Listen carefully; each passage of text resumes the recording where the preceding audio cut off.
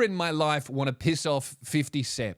There is one man on earth that I fear, and it is 50 Cent.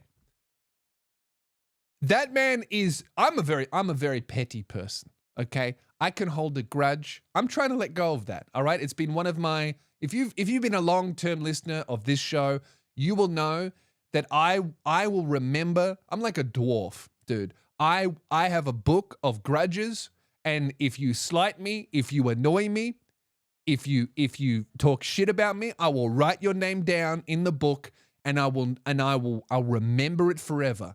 And I won't retaliate, but I'll remember that shit for the rest of my fucking life, and I'll hold it against you forever. I'm trying to let go of that. I'm trying to move in forgiveness. I'm trying to get there. Okay? All right? I'm trying to learn how to let all of that stuff go, because it's very not good for you, and it's what we're asked to do. So I'm trying to forgive. 50 Cent has never learned that and never will. He's the most petty man alive. As bad as I have been in my past, that man he's like the when they first invented robots that could play chess, computer programs that could play chess, and at first they were pretty shit, but eventually they started beating grandmasters, and then it got to a certain point where even the most intelligent, well-versed, undefeated chess grandmasters just absolutely have no chance against the average chess bot with the settings turned on high. That's 50 Cent with revenge. He has mastered revenge to the point where, because you don't lose chess immediately. You lose chess because whoever you're playing against can think 1,000 moves into the future. That's how you lose chess, because your opponent can think further into the future than you can, and can plan accordingly and respond to your moves by thinking further ahead than you. That's how you get good at chess, and that's how you lose chess, because you can't think as far into the future as your opponent while you play. That's what 50 Cent has done with real life, and he's applied it to ruining the lives of people who have hurt his feelings a little bit. And I don't even understand why him and Diddy have beef. I think that at this point it's irrelevant. 50 Cent just wants to ruin this man's life in ways that no one else can. This guy was credibly accused of sex trafficking, sexual assault, all of these things. The full force of the justice system came after Diddy, and it couldn't hurt him as much as 50 Cent has this week with this Netflix documentary. 4-part Netflix documentary on Diddy's descent into sexual depravity and becoming a fucking monster. And the way that look, it's pretty heavy. I actually wouldn't recommend most people watch it because it's pretty full on. I don't know if I'm even going to be able to finish it because it's just horrific.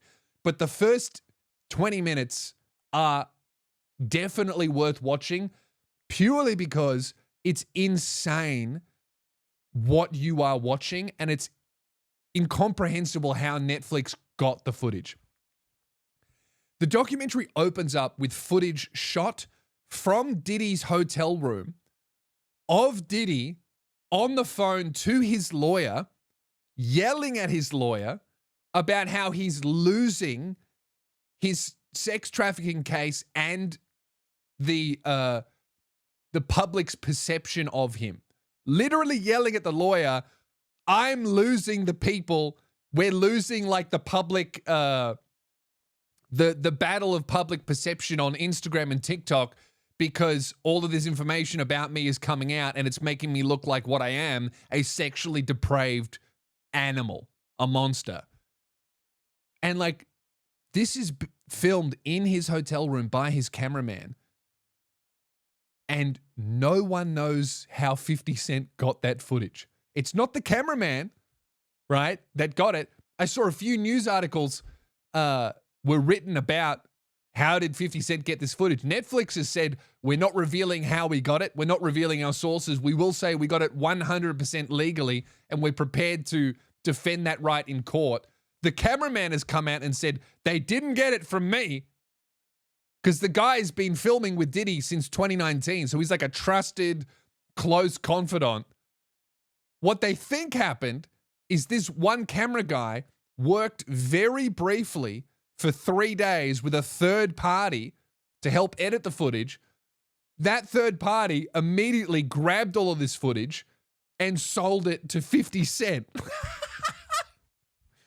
And 50 Cent has all of this like surreptitiously obtained footage that Diddy would never, ever want released, of him having a panic attack on the phone with his lawyer about losing his case, which is about being a rapist. And he literally talks about, we need to start hiring people from this country or other countries that are experts at dealing with, he says something like the dirtiest of the dirty people, like the worst of the worst people. We need an expert in propaganda to spin the narrative in my favor, because we're losing the battle in public so badly that because this trial is going to be a jury verdict, we won't be able to find an unbiased juror, because the entire planet knows what I have done, is essentially what Diddy's saying to his lawyer. I don't know why the fuck they would film that. I don't know why the fuck they wouldn't protect that footage with their lives, but I'm so glad that they did film it and they didn't protect it, because now it's on Netflix. I saw this interview clip of 50 Cent promoting this documentary, right? And he's so calculated and he's so funny and he knows exactly what he's doing. And what's funny about it is he's so real world dangerous also. It's not like he's a guy who's just talking shit and someone will beat the fuck out of him or like intimidate him, whatever. He's like effectively almost a billionaire. He's also like very dangerous, very connected, and everyone knows not to fuck with 50 Cent. So you just have to cop it. You know, 50 Cent is essentially like that kid who was 6'4", 100 kilos, who would bully the little kid, and everyone, you just had to deal with it. There's nothing you can do. You can't beat him in a fight. The teachers like him, so they're not going to do anything about it. You just got to cop it. That's what it's like. This interviewer goes, how did you get this footage? And 50 Cent just smiles and laughs. Because the interviewer's like, how the fuck did you get this footage? It's like of Diddy in his hotel room. How did you get this? And 50 Cent's just, I've never seen him smile so much. He just laughs and says, I can't reveal my sources. I'm a journalist. You're not a journalist. You're a fucking rapper out for petty revenge. It's so funny. You got to watch the first 20 minutes of it just so you can go, how the fuck did they get this footage? And then it just gets really grim and horrific. I had to turn it off. I can't watch that stuff anymore. But yeah, dude, 50 Cent is not to be fucked with. Another thing I learned about this is 50 Cent is promoting this Netflix documentary, right? So he's doing all of these interviews. And he's doing all these interviews with journalists. And he's doing, this is how petty and hilarious 50 Cent is. He's doing interviews with networks that have deals with the prisons that Diddy's associates are currently in, so that all the prisoners can watch. Like, the level of psychological fucking that's going on, like the mind games that 50 Cent is playing with Diddy is crazy. Especially because Diddy is like only just recently been released. Like I imagine he's on strict conditions and he has to behave himself. Sorry, he hasn't been released. Sorry, what am I saying?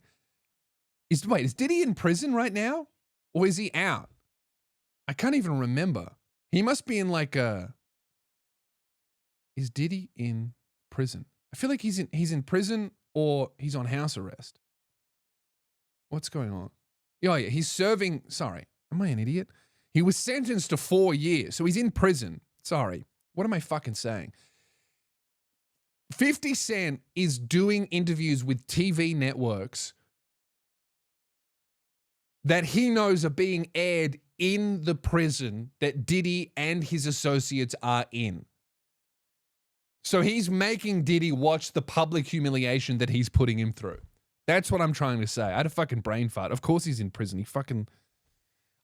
He got off on the more serious charge. That's why I'm thinking he got free. Because I'm like, oh yeah, 4 years is like no time at all. So yeah, I would not ever want to fuck with 50 Cent, man. That guy's scary. I also wouldn't want to fuck with Diddy, dude. That guy's a terrifying, scary motherfucker. So I'm loving watching this beef. My favorite ever thing that 50 Cent did was it to Ja Rule? Where Ja Rule had he was doing like a comeback tour or like a big I'm back show. And he put tickets on sale and 50 Cent purchased all the tickets to the first 7 rows. Every single one of them, and didn't show up. So hilarious. How humiliating. And then, was it Ja Rule? I feel like it was Ja Rule. 50 Cent buys tickets. Let me look. Yeah, Ja Rule.